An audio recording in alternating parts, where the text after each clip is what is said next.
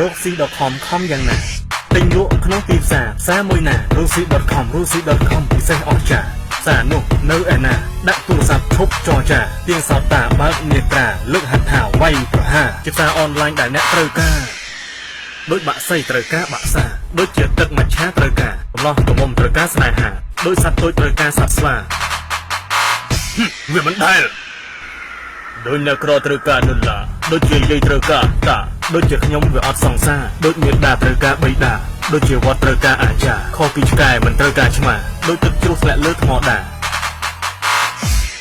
ប៉ុន្តែលោកសង្ឃមិនត្រូវការស្នេហាតែអ្នកបួសម្ចាស់ឯកាដូចជាយុគត្រូវការចន្ទ្រាដូចផែនដីត្រូវការសូរិយាមនុស្សប្រមុខត្រូវការសូរ៉ាដូចមនុស្សស្មោះរងចាំសន្យាព្រោះតែខ្ញុំស្មោះស្នេហាមនុស្សមានថ្នាំត្រូវការម៉ាធ្វើឲ្យខ្សត់ខ្សោយបញ្ញាដូចជាមនុស្សត្រូវការនេត្រាដូចកន្លងត្រូវការបុប្ផាខុសពីខ្ញុំជាមនុស្សឯកាព្រោះតែខូចចិត្តជាមួយសង្សារ